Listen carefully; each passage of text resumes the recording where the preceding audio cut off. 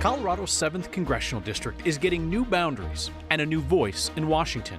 Longtime Democratic Representative Ed Perlmutter is retiring, and the district is redrawn to include Broomfield and Jefferson County, plus mountain communities, Park, Lake, Chaffee, Fremont, Teller, and Custer counties, from the edge of the city to the Continental Divide.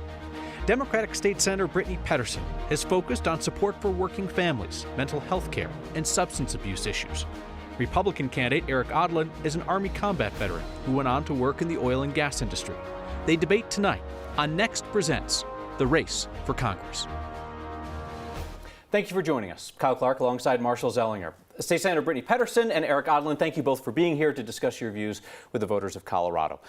A note for the folks at home, with the exception of that introduction and then our conclusions, this will be the only time that we refer to candidates using any elected or educational titles, because you, as voters, will determine on Election Day who should hold the title U.S. Representative. Our candidates have agreed to a few ground rules: 45 seconds to answer questions, continued discussion at our discretion, 1-minute closings, and a chance to ask each other a question as we continued respectful dialogue and explore where you agree and disagree. Let's get started with the issue of government spending and inflation. Ms. Pettersen, there are several analyses of the Inflation Reduction Act that have determined it will do little to reduce inflation. Would you have voted for the $700 billion package in total, and would you have preferred the $2.2 billion package that was Build Back Better? Thank you for the question, Marshall. The Inflation Reduction Act is really important in reducing costs for families.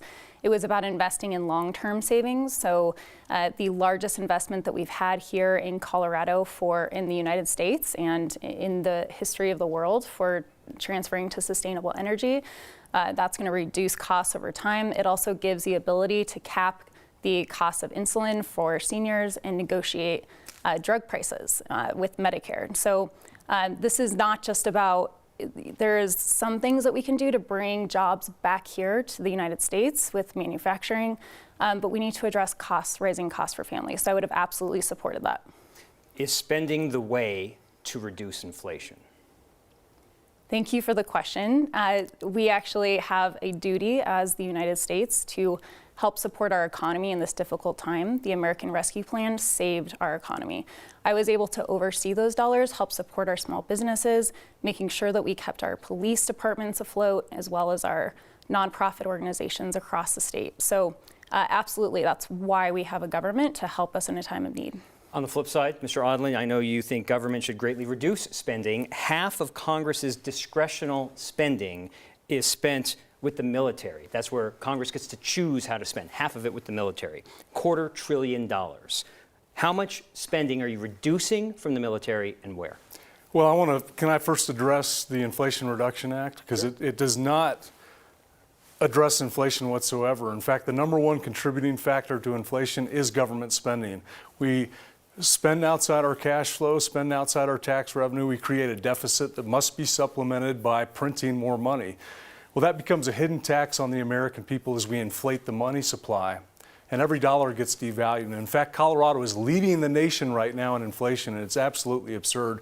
We must address government spending to get a rein on inflation. So now let's talk about the military. Now let's talk about the military. The military needs to be well funded and funded efficiently. So we've got to make sure that dollars go to addressing the degradation of our military through the Iraq and Afghanistan wars, and make sure that we're poised well into the future. And it's a matter of right-sizing government to make sure that spending is efficient and that the military can actually accomplish its mission. Just one last point on this. So you started that with government spending leads to inflation. Government spending includes military. Cutting it anywhere? Well, it's about making it more efficient, Marshall. That's what has to be done in all elements of government. Government has become wasteful way beyond its extent. So we've got to fund essential services like Social Security, Medicare, Medicaid, our national security, including the southern border. But we've got to make sure that it's efficiently spent within our cash flow and look at areas where we can tighten the belt. We've got to make some tough decisions because Coloradans and Americans are suffering because of inflation. Efficiency. Is there any one area from specifically the military that you think is not being spent efficiently? Well, I would say how we're sending money around the globe. We've got to look at whether our tax dollars are contributing to American strength and the American people. And we have a national security disaster on the border that's not being addressed, and we're sending excessive funds to countries like Ukraine. Now, I have great compassion for the situation there, but it's got to be done with judicious oversight. Otherwise, Americans will suffer first. Thank you, Mr. Aadland. Mr. Aadland, key Republicans in the House are talking about using next year's debt ceiling fight as an opportunity to make cuts to Social Security and to Medicare. So, two-part question. Do you support cuts to Social Security and Medicare benefits? And should the United States risk defaulting on its debt at a time when the economy is in such shaky condition? Well, the debt ceiling needs to remain so that we force government to operate within the cash flow. Otherwise, inflation will continue to grow out of control, and it's going to hurt the American people and Coloradans. As I mentioned, that 16% inflation rate. Now, I want Social Security and Medicare and Medicaid well-funded, but I want those programs to operate efficiently, and right now they're inefficient. So we need to look at revitalizing those programs, making sure that there's comprehensive reform so the quality does not get compromised and people who are dependent upon those services are not hurt by those efficiencies. But it takes government actually taking a look and reducing the bureaucracy so that those provide the essential services required. I understand your thought process on this, but I didn't hear an answer to either of the questions. Do you support cuts to Social Security and Medicare? No, I don't. You do not, okay. And should the U.S. risk defaulting on its debt at a time when the economy is in this kind of shape? It's going to be the choice of Republicans, because we know the Democrats will vote to increase the debt ceiling. Well, that's right. And that's where it comes for Congress to actually operate within its purview of the power of the purse, to not raise the debt ceiling, but to make the hard decisions of not just endlessly printing money to supplement a deficit that increases to grow, and that's a direct result of government spending. Congress we have to make cuts somewhere, and we've got to find where to do that. Question to you on the same topic. So anything you want to say on this topic, you can work into your answer if you'd like. There's pressure on Democrats to raise the debt ceiling in more of a permanent way, like make it so high that this doesn't become a recurring fight that puts the economy in danger. Do you think that we should do that? Would that be a smart thing for Democrats to do before one of you gets to Congress, or in future years when Democrats have control? What do you think about that idea? We remember a time years ago where this was not put on the negotiating table to potentially not fund our federal government. This has been used as a political ploy, so I think that taking it off the table, I understand what their incentives are for doing so. This actually has an effect on the economy. As you can remember, during Trump, he actually stopped paying our federal employees for months. So I think that some of those irresponsible behaviors have been unfortunately they've taken advantage of this. In Colorado, we actually balance our budget. I understand the need to go in debt for some critical investments, but we do need to evaluate some of the spending and oversight in strategic investments. But just to say really quick, please. My opponent has said that he supports McCarthy's plan that would gut Social Security and Medicare. And so I just want to set the record straight there. We also don't have the leading inflation in the United States. We're actually, behind most states in our inflation rate here in Colorado. But this is a global issue. This is something that does affect all of us because of the economic fallout from the pandemic. So I just want to make sure that we get a clear answer to the question, which is, do you support this idea that Democrats are floating around of moving the debt ceiling so high that it doesn't become a bargaining chip? I think that this should be off the table. We need to be strategic and responsible with our budget. But the way that this has been politicized is very irresponsible. So yes. On that inflation number, we talked about this in one of our previous debates, and we're sometimes talking about two different numbers. Right now, the Denver metro area's inflation is at 7% and change, which is actually under the 12-month inflation for the nation as a whole. But Republicans often cite this other number that's 16% if you cherry pick various sectors and look back more than 12 months, not how inflation is commonly measured. So I want people to know what facts and figures you're talking about there. She made a comment about you supporting McCarthy's plan that would result in cuts to Social Security and Medicare. You'd vote against the potential House Speaker's plan? Well, I've talked to Leader McCarthy at length. That's not part of the commitment to America. There is no effort to reduce funding for Social Security, Medicare, or Medicaid. We've talked about this, and it's outlined clearly in the commitment to America. I think voters should check this out. This is a plan to get America back on track. It starts with a strong economy, and first and foremost is addressing inflation, because that is the most significant impact on affordability here in Colorado and nationwide. One more quick question on government spending to both of you, and then we're going to move on to a different topic. House Republican leader Kevin McCarthy recently suggested that if Republicans are in charge, they're unlikely to continue the current pace of aid for Ukraine as they try to fight off the Russians.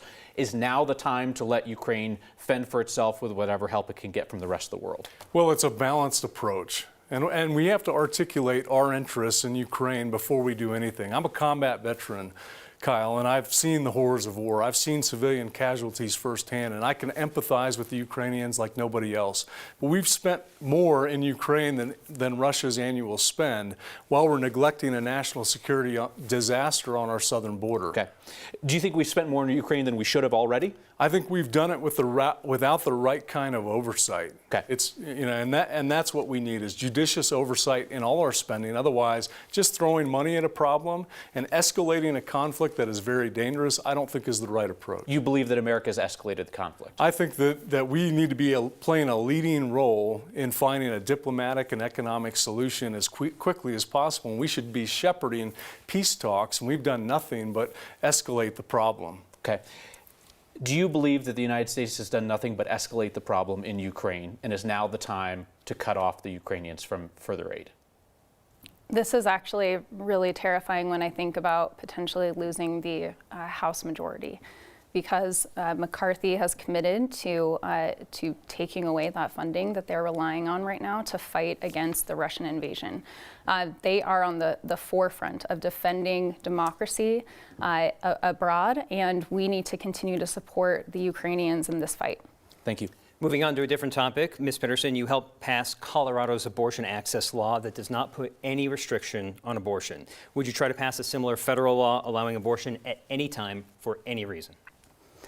Thank you, Marshall. I'm proud of what we did here in Colorado to protect access to reproductive health care and ensure that this choice is between women and their doctors. The reason why there aren't restrictions is because, as you know, those later abortions come with medical emergencies. Doctors and women need to be protected in that circumstance. We need to make sure that we're not protecting just the rights here in Colorado, but protecting that at the federal level. I've done so here in Colorado, and I will absolutely do so at the federal level. Should federal taxpayer dollars be used to fund abortions? I think that that this is something that tries to bring division around funding for abortion. I think that this is healthcare, that this should be funded no matter who the payer. That's a yes then? Yes. Okay. Mr. Aadland, you said you support Texas's abortion ban, which would give the right of any state to do as they please. Still, if a state decides to jail women for having abortions and jail any friends or family who help them obtain an abortion, you're comfortable with that? Well, that's not what I said. I said I support a state's rights decision. So Texas's right to choose, Colorado's right to choose. I've also said I will not support any federal legislation whatsoever to ban or to promote abortion. I'll uphold the Hyde Amendment. But this is a state's level decision, and I'm focused on Colorado. And I'm not going to do anything as your next representative to address this issue. I think the federal government needs to stay out of it altogether. And I think what we have here is a very extreme and permissive bill on par with North Korea and China. I don't think most pro-choice voters here in Colorado understand how permissive and extreme this bill really is. Abortion up to the day of birth.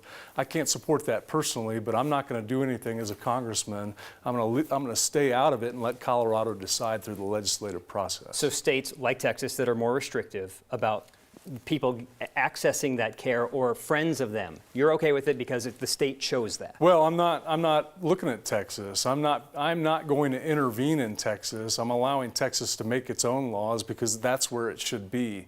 I might have issues with the extremeness of Texas's bill, but I'm focused here on Colorado, and this is the bill I'm looking at. So what about states criminalizing out-of-state travel? So someone coming from Texas to Colorado and then going after them because they came here? I think that's extreme. I think that's problematic. Why? Well, I think it's a gross overreach of power between interstate compacts. Ultimately, the federal government needs to stay out of that. And I want to remind the listening audience, I'm running for Congress, so I'm focused on the federal issues. I'm a limited government person. I want to reduce federal government intervention. And I do think that what you've stated about Texas is a bit extreme. That's not something I would support. I appreciate that. Thanks, Mr. Aadland. Do you want to be heard on this issue? Go ahead. I just want to clarify that my opponent will not protect those rights at the federal level, and also doesn't support the law that we passed protecting those rights here in Colorado. And so he supports states like Texas being able to throw women and doctors in prison for up to life for making this healthcare decision. It's really easy to talk about an extreme law with no exceptions. There are people who are going through medical emergencies where they're bleeding to death trying to go across state lines for the care that they need because of the radical Supreme Court decision. So, in the end of the day, you've said that you're not going to be weighing in one way or the other on this in Congress. If Republicans take the House, that's not going to be your choice. It's going to be the choice of your party leadership. And if they were to put up an abortion ban similar to the one being promulgated in the Senate by Lindsey Graham of South Carolina, how would you vote on that? You'd have to vote. I would vote against it. You would vote I've made against that commitment to my constituents. I'm not going to weigh in at the federal level. And I think Mrs. Pettersen is misstating me. I have been very clear that I support Colorado's ability to decide through the legislative process, and I'm not going to interfere with that. And I don't weigh in on Texas because I'm representing Colorado in District 7. I'm running for Colorado. Okay, thank you. Mr. Aadland, you have falsely claimed that the 2020 presidential election was rigged. Let's listen to that.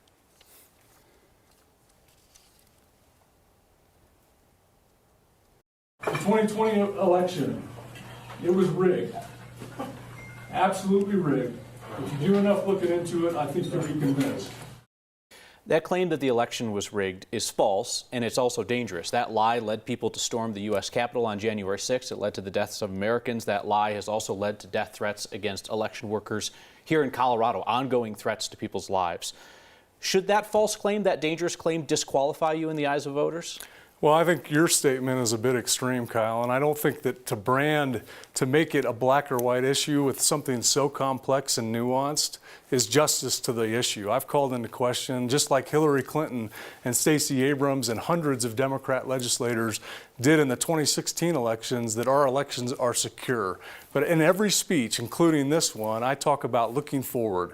I haven't asked that we overturn the 2020 elections. This is not about President Trump, who I make this about a concern for the American citizens and the integrity of our constitutional republic. And this should be a nonpartisan issue, that we have a dialogue. And your rhetoric, in fact, makes it very hard for us to have a dialogue that comes to the solution that makes our election secure. Well, pointing out the fact that the claim is false is not rhetoric. That's just a fact. Pointing out that it's gotten people killed is also just a fact. You additionally said that the election had been undermined by fraud, corrupted, and we now have an illegitimate government in power. You believe that we have an illegitimate government in power?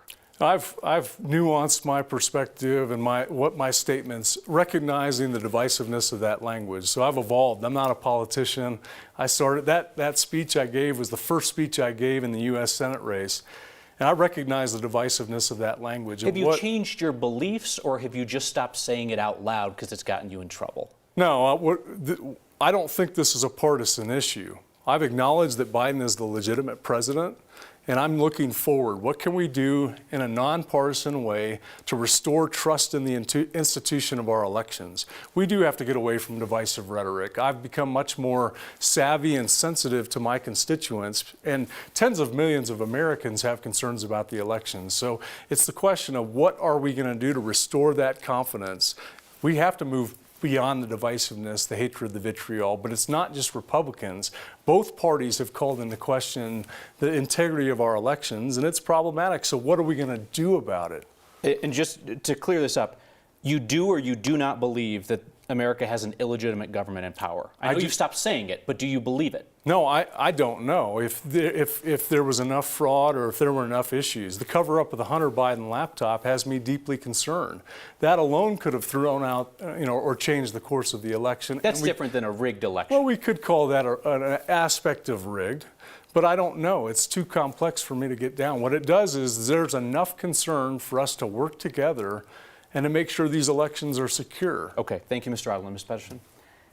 To compare Hillary Clinton talking about access to voting rights and what we need to do to fix our system to Trump and what he did to try to overthrow the government with a violent insurrection is just completely out of line. We are looking to the future right now. We need people who are not conspiracy theorists and election deniers, who are going to support our Constitution and vote to vote for whoever wins in 2024. We need confidence that the people running across the country are going to put our democracy first. One last question on this before we move on. If you lose this race, will you accept the result? Yes. If you lose this race, will you accept the result? I will accept it, yes. Thank you. And may I respond? Honestly, we've heard quite a bit on this issue, so I want to make sure we can get to some other things. Ms. Pettersen, you tout your record on fighting the opioid crisis, and part of that record was your advocacy for Denver to create a supervised drug injection site, which is a place where people who use injectable drugs could go to get high under medical supervision. That idea got tremendous public pushback, and even your fellow Democrats abandoned it. Let's listen to what you told me in 2019. We have people who are already using. If we don't create this site, they're going to be in the parks, in the alleys, in the public bathrooms. It doesn't stop use. So my question is, do you still believe that supervised drug injection sites are a good idea, and would you support similar efforts at the federal level? Thank you for the question, Kyle. We know that this is evidence-based. It would save lives. It's irrelevant in this race, but it's something that the doctors, the experts here in Colorado brought as what we can do to prevent overdose deaths when we're in this opioid epidemic and crisis. Unfortunately, it's been used as a political weapon. And so because stigma is the biggest barrier that we face to getting people the help that they need, it's why I didn't bring the bill, and it's why I don't think that they should actually address it at the state level. And so it would save lives for that pilot program for the people who have access, but it does detrimental damage for our ability to come together and reduce the stigma for people who are struggling with addiction. So if I heard you right, you said that it's irrelevant in this race, your previous support for, or your continued support for supervised injection sites? It's not something that it would be relevant at the federal level. And why is that? Because you don't think that the federal government has any role to play in terms of that part of the opioid crisis? Explain that. Yeah, this was something around a state law that would have taken away the rights of, if you had a site like this, that you could actually lose property rights, and it was just addressing that for one pilot program. This is not something that has anything to do with the seat that I'm running for, but it's something that would save lives. Unfortunately, it's been used as a political weapon. Would you support federal funding for supervised injection sites in communities that choose that? No. Mr. Aadland? Well, that's interesting because President Biden has proposed exactly that same thing, federal funding for clean injection sites and the distribution of drug paraphernalia. So I'm glad to hear that my opponent wouldn't support such a naive proposal, because enabling addiction does not solve the root of this problem. So I wonder what my opponent thinks would solve this opioid epidemic. You know, the fentanyl crisis we're experiencing here in Colorado, especially given that she worked to reduce the penalties for fentanyl distribution from a felony to a misdemeanor. In just a moment, you'll have an opportunity to ask each other a question, so feel free to bring that back up again. But first, I want to ask you about the idea of defunding law enforcement, because both of you have called for defunding law enforcement in different ways. Ms. Pettersen, you signed a letter last year urging President Biden to, quote, divest from immigration enforcement agencies like Immigration and Customs Enforcement, ICE, and Customs and Border Patrol. How would defunding ICE and Border Patrol make Americans safer? Thanks for bringing that up. That's broad language, so it can be made out to be anything. So what I support is making sure that we secure our border, but we look strategically at the investments that we're making. And we look at two criteria when we're doing that. Is this the best use of dollars? Is this the most efficient way that we're going to do this? And is this a humane policy? So for example, right now, people wait up to 12 hours in line as they go across the border to have their cars, the commercial and personal cars looked at. We know that we can actually bring screening so that we can quickly identify people and drugs being trafficked over the border. This will also address some of our supply chain issue. It's also, I don't support funding the cruel border policies of separating families. There's hundreds of kids that don't know where their parents are. And I don't support targeting law-abiding immigrants here in Colorado. I think that we need to be focused on criminals. And you told President Biden that taking money away from border security is the way to do that, to achieve those aims. You signed that letter. It's the rest of the letter that is really important to me. There are things that I don't support in funding. Well, but that's what you told the president to do. You instructed him. You signed a letter that said you should divest from immigration enforcement agencies. That was the end of the letter. That was part of it. And I just talked about the things that I don't think that we should be funding. And I think that blindly funding and not having scrutiny and oversight leads to government fraud and abuse. And that's what we've seen. Mr. Aadland, you said that you talked with House Republican leader Kevin McCarthy about defunding state and local prosecutors if they exercise their prosecutorial discretion in a way that you guys don't like. How would defunding prosecutors make Americans safer? Well, right now we have lawlessness in Colorado. We're leading the nation in auto theft. We're leading the nation in bank robberies. We're the cocaine capital of the country. Violent crime is up over 30% here in Colorado. This is a result of not enforcing the law and soft on crime policies that my opponent has directly supported. So what Congress can do is make sure that federal funding goes to the right places and use the power of the purse as pressure to make sure that the rule of law is upheld. Now, I never would support defunding the police. We need to make sure that law enforcement is well-funded, resourced, and trained. And we have to restore the integrity that was lost because the Democrats push to defund the police. This is very problematic. We must address crime at its root, and that's upholding the law. So explain to me how it's bad to defund the police, but you've called for defunding the prosecutors who prosecute the cases that police bring them. We need to make sure that prosecutors enforce the law, and we need to put pressure on them to do so, using the federal means to make sure that our streets are safe. And right now, attorney generals and prosecutors across the nation are, with their soft on crime policies, not doing their job. We have to put pressure on the state level governments to make sure that laws are enforced and upheld. Lastly, would you name a city or county in Colorado whose prosecutors you would defund? Well, I think that Denver needs to be looked at closely. We've got out-of-control homelessness, as mentioned, and we are number 2 in the nation for fentanyl overdose deaths. We're not enforcing the law. And auto theft is a major impact on the cost of hardworking families. Thank you, Mr. Aadland. Sometimes the best part of the debate is a question we didn't come up with because we maybe weren't smart enough to come up with it. Ms. Pettersen, you have a question for Mr. Aadland? Did Trump lose the 2020 election? Yes or no? Yes, he lost the 2020 election. Biden is the president. I mean, we have out-of-control inflation, rising crime, an unsecure border, unprecedented global instability. Biden's clearly the president. Mr. Aadland, your question for Ms. Pettersen. As a father, I'm really concerned about this fentanyl crisis. Chinese fentanyl is coming across the southern border in epic proportions.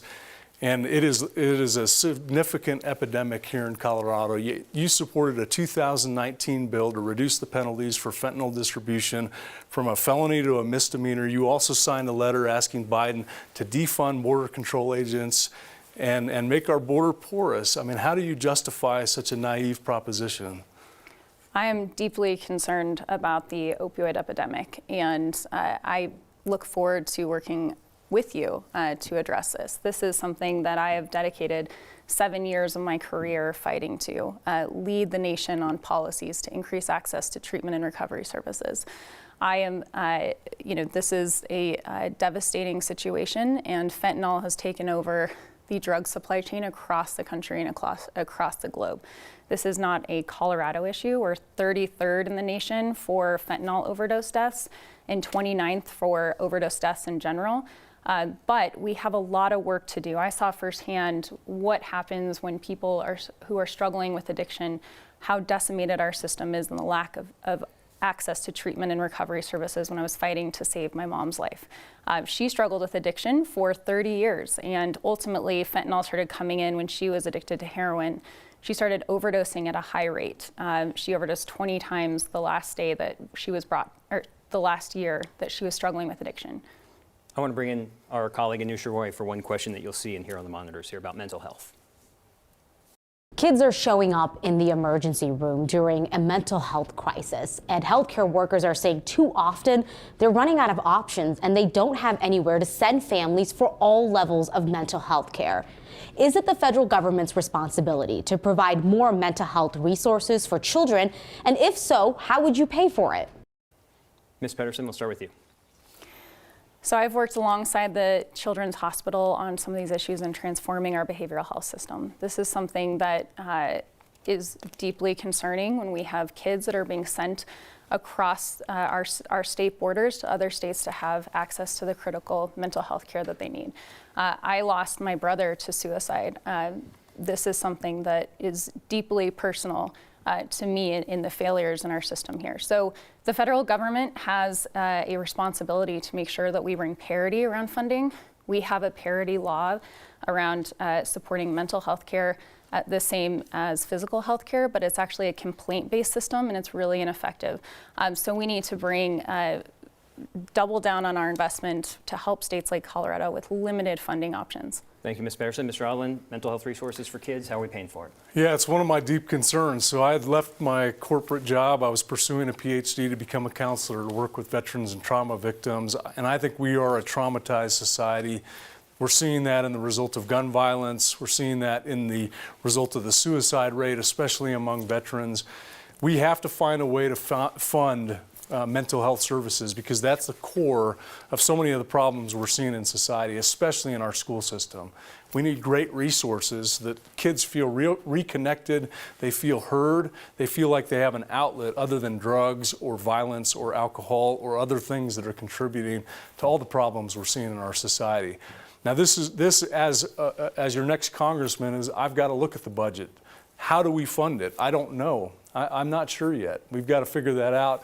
And it is a matter of right-sizing the government because we can't continue to spend our way out of problems. So states may have to assume some of this burden. Okay, Mr. Aadland, thank you. Thank you both for a very respectful conversation. We've maybe squeezed in an extra minute or two, but that's how it works. Each candidate will now have a 1-minute closing statement to voters. We determined via coin toss earlier. Mr. Aadland, you'll go first. So Erik Aadland, running to be your next representative. My name's an odd name with 2 A's. Just remember that. That's how you pronounce it. I'm a combat veteran, a West Point graduate, tours in Iraq and Afghanistan, 2 Bronze Stars, 1 for valor. Put my life on the line for this country because I love this country. I love Colorado. I have 3 beautiful children. And right now, everything is going wrong. We have out of control inflation. We have rising crime here in Colorado. We've got significant problems, including unprecedented global instability that must be addressed through sound leadership. I want to bring my combat experience and then a decade of experience in the energy sector running businesses all over the world to solving these tough problems so that my children have a brighter future. Your children have a brighter future. I never endeavored to be a politician. This was not in the cards. I'd retire to the mountains of pine because I wanted peace. I'd had enough of war, enough of conflict.